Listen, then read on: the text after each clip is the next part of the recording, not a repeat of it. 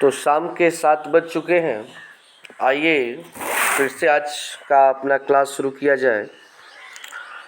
आप सभी लोग जल्द से जल्द जुड़ जाइए और अपने दोस्तों में भी शेयर कर सकते हैं ताकि वे लोग भी एसएसटी का तैयारी करना चाहते हैं तो वे इस वीडियो के माध्यम से कर सकते हैं।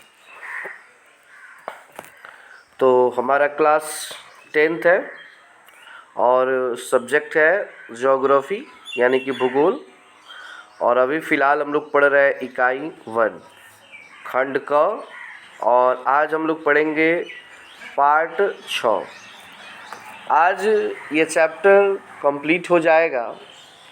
वैसे बात किया जाए इकाई 1 का तो इकाई 1 समाप्त होने वाला नहीं है। आपका इसका जो एक पार्ट है वो ख़त्म हो जाएगा। इकाई 1 अभी चलेगा, लंबा चैप्टर है। और चैप्टर का नाम आपको पता ही है रोज की तरह, भारत संसाधन एवं उपयोग।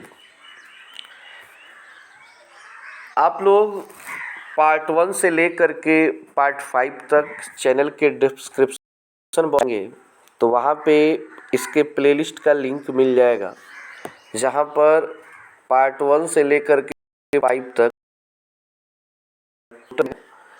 खोजना नहीं पड़ेगा आपको। तो वहाँ से आप लोग जा कर के देख सकते हैं। साथ ही चैनल के प्लेलिस्ट में जाएंगे तो वहाँ पे 10th क्लास के सभी विषय, Sanskrit, Hindi, math, English, history, ऐसे सारे सब्जेक्ट कंप्लीट करा दिए गए हैं। तो एक तरह से काफ़ी अच्छे से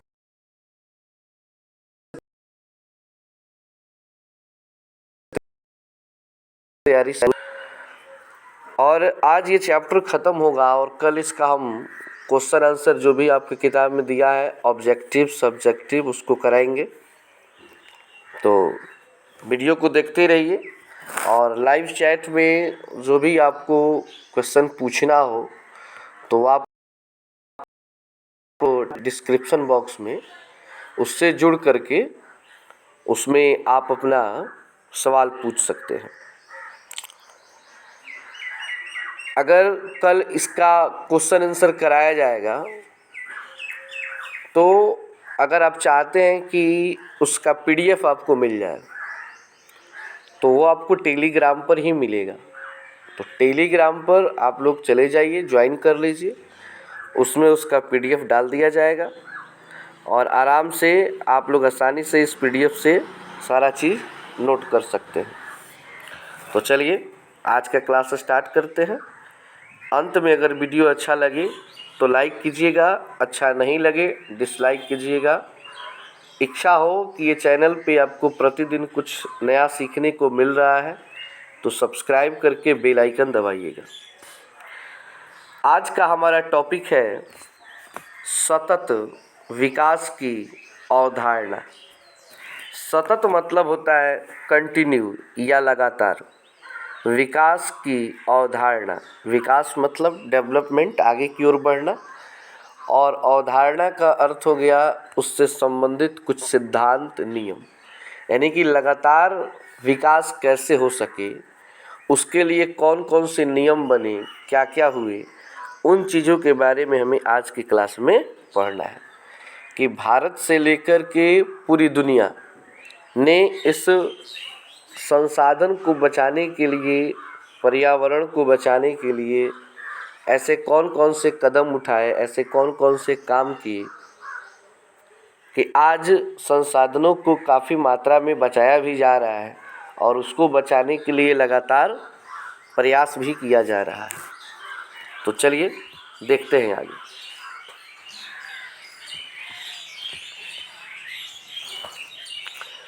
संसाधन मनुष्य के जीविका का आधार है।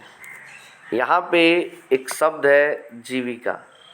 जीविका मतलब होता है जिस माध्यम से हम पैसा कमाते हैं और उस पैसे से हमारा परिवार चलता है। यानी कि हम अपना जीवन जिस तरीके से जीते हैं, जिस काम को करके अपना जीवन जीते हैं, वो हमारी जीविका कहलाती है। जैसे कि मैं पढ़ा रहा हूँ तो मेरे परिवार के लिए जीविका पढ़ाना है, टीचिंग है। मैं बच्चों को पढ़ा रहा हूँ, बच्चे मुझे पैसा दे रहे हैं और जब परिवार चल रहा है तो वो मेरा जीविका का आधार हो गया। तो संसाधन मनुष्य के जीविका का आधार है। जीवन की गुणवत्ता बनाए रखने के लिए संसाधनों का सतत विकास की अवधारणा अत्य आवश्यक है। मतलब कहने का अर्थ है कि हमें अपने जीवन की गुणवत्ता के लिए, मतलब जीवन की क्वालिटी, जीवन में सुख बनाए रखने के लिए लगातार संसाधनों का विकास होना बहुत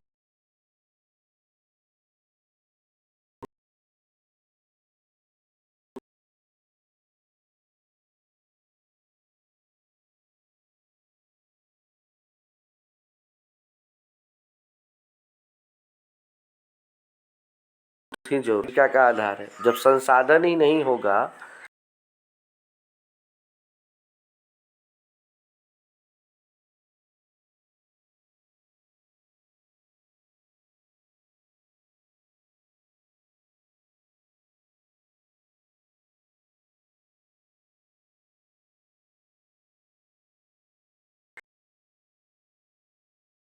मानते हैं कि उसे मनुष्य बनाता है, लेकिन देखा जाए तो उसका जो जड़ है, उसकी जो शुरुआत है, वो कहीं ना कहीं तो नेचुरल है।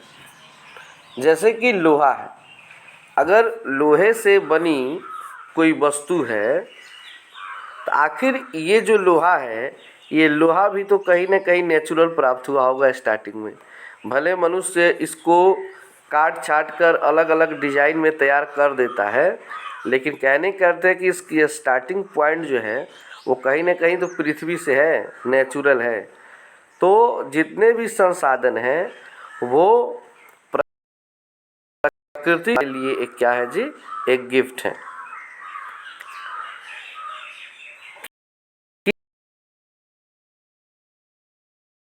अंध ने हमें बहुत सारे संसाधन दिए, लेकिन मनुष्य की ऐसी अवधारणा है, ऐसी सोच है कि वो अंधाधुंध दोहन कर रहा है, मतलब इन वस्तुओं का अंधाधुंध बर्बादी कर रहा है। जैसे कि पेड़ों की कटाई है, आज आप लोग देख लो, काटना है, रोड बनाना हो पेड़ों को काटना है, फैक्ट्री लगाना है पेड़ों को काटना है। हर मामले में हम प्रकृति को बर्बाद करते जा रहे हैं, हर मामले में हम संसाधन को दबाते जा रहे हैं। तो कहीं ना कहीं तो ये नुकसान हमें कर रहा है और बड़े पैमाने पर कर रहा है। आज ओजोन परत में जो छिद्र हो गया है, तो आखिर उस ओजोन परत में छिद्र होने का क्या कारण है? तो कारण क्या है? वहीं पेड़ों का होना, प्रदूषण का बढ़ना।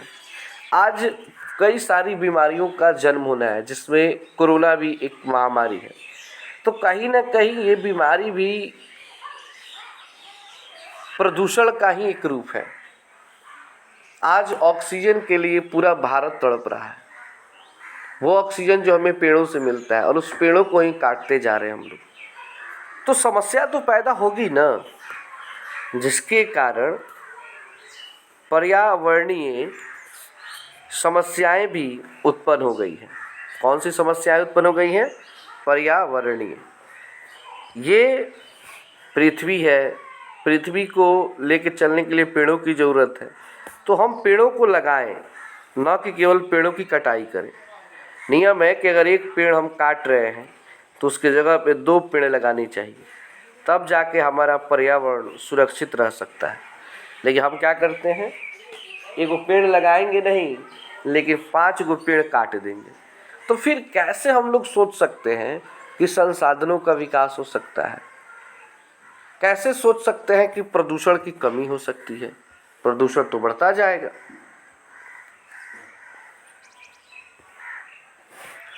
आगे है, व्यक्ति के लालच लिप्सा ने संसाधनों का तीव्रतम दोहन कर, तीव्रतम दोहन मतलब होता है तेजी से दोहन करके, समाप्त करके, संसाधनों के भंडार में चिंतनीय ह्रास ला दिया है। जो भी संसाधन भंडारित हैं, मतलब जिनको इकट्ठा करके रखा गया है, आज उसे क्या किया जा रहा है, इतना न तेज़ी से उसका प्रयोग किया जा रहा है, इतना तेज़ी से उसका दोहन किया जा रहा है कि एक ह्रास मतलब होता है कमी, एक चिंता का ये विषय बन चुका है कि संसाधनों को हम कैसे बचाएं। संसाधनों का केंद्रीकरण खास लोगों के हाथों में आने से समाज दो स्पष्ट भागों में, एक संपन्न और एक विपन्न बट गया है। समाज कितने भागों में बट गया है? दो भागों में, एक है संपन्न और एक है विपन्न। संपन्न का अर्थ और विपन्न का अर्थ पहले भी हम बता चुके हैं।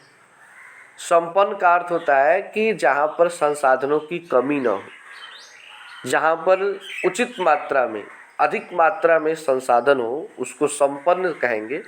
और जहाँ पर संसाधन बहुत ही कम हो, संसाधन ना के बराबर हो, उसको कहते हैं विपन्न। यहाँ पे संसाधन बिल्कुल नहीं है। समझ रहे हैं बात को? तो जहाँ पे अधिक संसाधन होगा उसको संपन्न कहेंगे, और जहाँ पर कम संसाधन होगा उसको विपन्न कहेंगे। संपन्न लोगों द्वारा स्वार्थ से वशीभूत होकर, स्वार्थ के वशीभूत होना मतलब लालच से भर जाना। नहीं होता है कि आपके ऊपर लालच का भूत सवार हो गया है, लोग बोलते हैं ना कि आपके ऊपर लालच का भूत सवार हो गया, मतलब कि आपको लालच के अलावा कुछ भी दिखाई नहीं दे रहा है। संसाधनों का विवेकहीन दोहन, संसाधनों का विवेकहीन दोहन का अर्थ हुआ कि बिना बुद्धि लगाए संसाधनों को बर्बाद करना किया गया, जिससे विश्व पारिस्थितिकी में घोर संकट की स्थिति उत्पन्न हो गई है। भूमंडलीय तापन, भूमंडलीय तापन मतलब होता है जमीन के अंदर गर्मी, जमीन के अंदर गर्मी। जैसे कि यहाँ पे आप पिक्चर में देख सकते हैं, ये जमीन है और इसके अंदर जो गर्मी है, जो ताप है, इस ताप को कहते हैं भूमंडलीय तापन कहेंगे। फिर है ओजोन क्षय। तो ओजोन क्षय का अर्थ हुआ कि ये ओजोन परत है और इसमें अभी ये फिलहाल टाइम में क्या हो गया, छेद हो गया है। इस छेद के चलते सूर्य का प्रकाश जो है वो सीधे पृथ्वी पर चला आता है, जो कैंसर, खजुआट, दिनाय जैसे कई चरम रोगों को जन्म दे रहा है। पर्यावरण प्रदूषण, पर्यावरण प्रदूषण ये बड़े बड़े चैमनी यानी कि कंपनियां चलना, जगह जगह पानी में कचड़ों को फेंकना, ओजोन परत में छेद होना, ध्वनि का फैलना, डीजे बजाना, तो ये सब क्या है, पर्यावरण प्रदूषण है। मृदा क्षरण यानी कि मिट्टी का कटाव, यहाँ पे देख सकते हैं ये मिट्टी का कैसे कटाव हो रहा है। ये मिट्टी का कटाव होता है हवा से, पानी से, बाढ़ से, ठीक है ना। मिट्टी का फिर है भूमि का विस्थापन है, यानी कि जब कटाव होता है तो पानी मिट्टी को काट करके एक जगह से दूसरे जगह लेके चली जाती है, बाढ़ में आप लोगों ने देखा होगा। या अम्लीय वर्षा है। अम्लीय वर्षा मतलब कि ऐसा बारिश, ऐसी वर्षा जिसमें अम्ल की मात्रा हो, जो हमेशा खतरनाक होता है। इससे क्या होता है कि घर के जो पेंट होते हैं वो खराब हो जाते हैं। अगर वो शरीर पे पानी पड़ जाए तो उससे कई प्रकार के चर्म रोग पैदा हो जाते हैं। ताजमहल आप लोगों ने ज़रूर उसका नाम सुना होगा, उसका फ़ोटो देखा होगा या कभी गए भी होंगे। तो ताजमहल का कलर आज डिस्कलर हो रहा है, तो इसके पीछे कारण है अम्लीय वर्षा और असमय ऋतु परिवर्तन, मतलब कि बिना समय आए ही ऋतु में परिवर्तन। आज आप लोग देख लीजिए, जिस मौसम में ठंडा का मौसम रहता था, आजकल उस मौसम में ज़्यादा से ज़्यादा गर्मी पड़ रहा है। जब गर्मी होना चाहिए तो ठंडा पड़ने लगता है। मतलब आजकल मौसम का कोई भी तय नहीं है कि कब वो बदल जाए। तो क्लाइमेट चेंज भी लगातार होते जा रहा है, समझ रहे हैं ना। क्लाइमेट मतलब जलवायु, चेंज मतलब परिवर्तन। तो ये है क्लाइमेट कि यहाँ पे देख लीजिए हरियाली है पूरा, मतलब बारिश को दिखा रहा है, और यहाँ पे रेगिस्तान है, मतलब फटा फटा ज़मीन है, बर्बाद हो रहा है। तो ये सारी चीज़ें आज समस्याएं पैदा हो रही हैं, तो कहीं ना कहीं इसके दोषी तो हम ही लोग हैं। जैसी पारिस्थितिकी संकट पृथ्वी पर व्याप्त सभ्यता संस्कृति को निगल जाने को तैयार है। सही बात है। आज जो ये संकट आई है, ये पृथ्वी को निगल जाने की। और उसमें आप लोग सबसे बड़ा एग्जाम्पल ले सकते हैं कोरोना। कोरोना वाकई में लग रहा है ना कि पूरी दुनिया को धीरे धीरे खा जाएगी, पूरी दुनिया को धीरे धीरे खा जाएगी। और इसके दोषी हम ही हैं, क्योंकि हम लोग जब अच्छा समय आता है तो भूल जाते हैं कि पर्यावरण को बचाना हमारा काम है। बुरा समय आता है तो पर्यावरण से लेकर सब चीज़ हमें याद आने लगता है।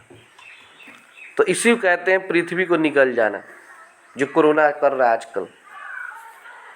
अगर इन स्वार्थी तत्वों या देशों द्वारा अनवरत मतलब लगातार विदोहन चलता रहा तो पृथ्वी का जैव संसार विनाश के आगोश में समा जाएगा। बिल्कुल ये बात सही है कि अगर लगातार इसी तरह हम लोग संसाधनों की बर्बादी करते रहें, प्रकृति के द्वारा बनाई गई इन संसाधनों का लगातार बर्बादी करते रहें, तो एक न एक दिन ये पृथ्वी विनाश यानी कि समाप्त हो जाएगी।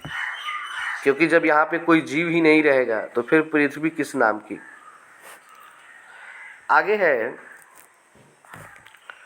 उपरोक्त परिस्थितियों से निजात पाने, निजात मतलब होता है छुटकारा पाने, और विश्व शांति के साथ जैव जगत को गुणवत्तापूर्ण जीवन लौटाने के लिए सर्वप्रथम समाज में संसाधनों का न्याय संगत बंटवारा अपरिहार्य है। यानी कि अगर हम चाहते हैं कि हम संसाधनों को बर्बाद न होने दें और विश्व में शांति को कायम किया जा सके, संसार में शांति फैले, तो इसके लिए हमें करना होगा संसाधनों का अच्छे से बंटवारा, कि हम किस संसाधन का प्रयोग कब और कैसे और किस मात्रा में करें कि संसाधन ज़्यादा से ज़्यादा बर्बाद न हो, उसको बचाया जा सके और ऐसे प्रयोग किया जाए कि प्रयोग भी हो और बर्बाद भी न हो। तब जाकर के कहीं ना कहीं ये जैव जगत, ये जीव, ये संसार बच पाएगा। दूसरे शब्दों में संसाधनों का नियोजित उपयोग होना आवश्यक है। नियोजित उपयोग क्या होता है आप लोगों को पिछले क्लास में बताया जा चुका है, तो एक बार आप लोग पीछे जितने भी हुए हैं अगर नहीं देखें तो ज़रूर देखिए, तब जाकर के ये क्लियर आपको समझ में आएगा। इससे पर्यावरण को बिना क्षति पहुंचाए भविष्य की आवश्यकताओं के मद्देनज़र वर्तमान विकास को कायम रखा जा सकता है। ऐसी धारणा ही सतत विकास कही जाती है। मतलब जब ऐसी सोच हम बनाएंगे, हमारे दिमाग में ऐसे अच्छे सोच आएंगे, इसी को कहते हैं सतत विकास, कि कैसे संसाधनों को अच्छे तरीके से प्रयोग करें कि हम उनका प्रयोग भी कर लें और वो बर्बाद भी ना हो, तो उसे कहते हैं सतत विकास, लगातार विकास। इससे वर्तमान विकास के साथ भविष्य भी सुरक्षित रह सकता है। तो इससे क्या है कि हम तो सुरक्षित रहेंगे, हमारी आने वाली पीढ़ी भी इन संसाधनों का लाभ उठाएगी और वो भी सुरक्षित रहेगी। कब? जब अभी से हम लोग संसाधनों को न्याय संगत बचाने पर ध्यान दें तब। तो इस तरह हमारा ये चैप्टर समाप्त होता है। अब आपके किताब में एक दिया गया है, देख सकते हैं कोष्ठ के अंदर, स्मरणीय तथ्य। तो वैसे तो कुछ खास नहीं है इसमें, बट सोचे कि किताब में है तो इसको भी थोड़ा सा समझा दिया जाए कि ये क्या है, ठीक है ना। तो चलिए उसको जान लेते हैं।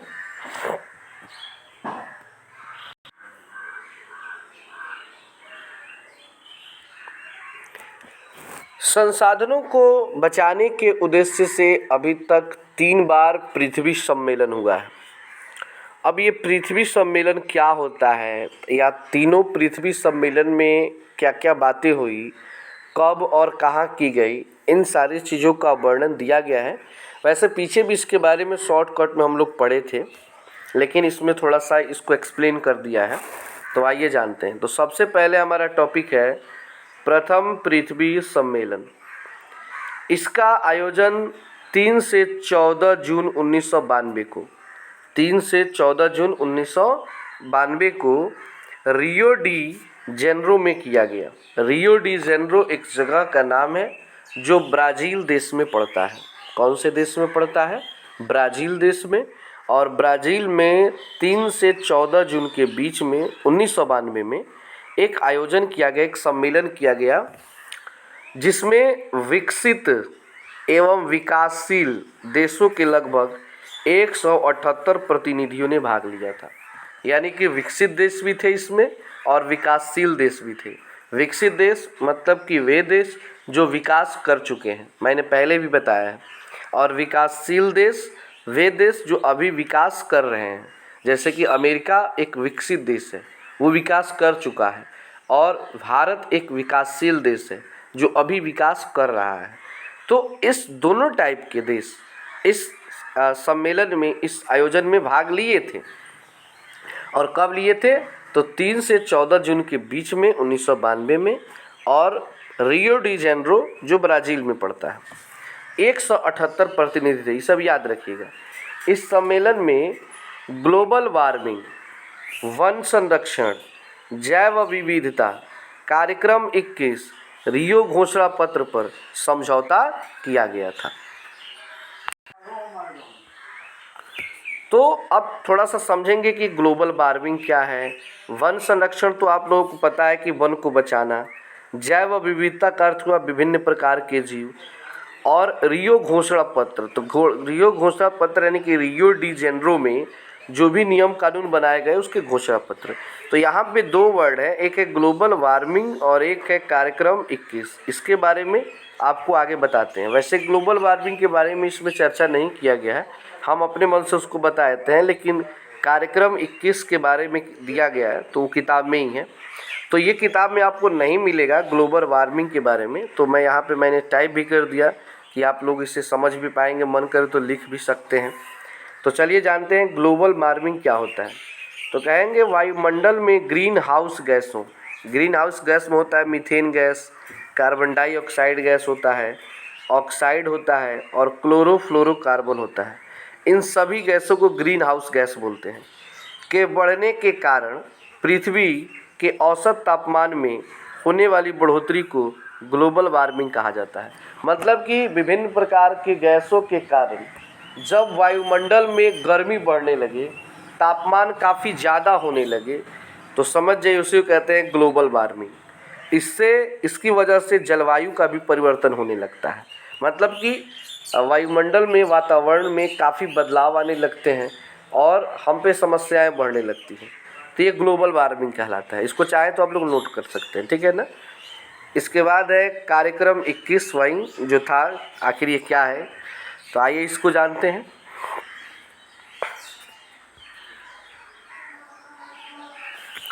संयुक्त राष्ट्र पर्यावरण और विकास के तत्वाधान में रियो डी जेनेरो सम्मेलन में राष्ट्र अध्यक्षों द्वारा स्वीकृत 800 पृष्ठीय घोषणा पत्र है।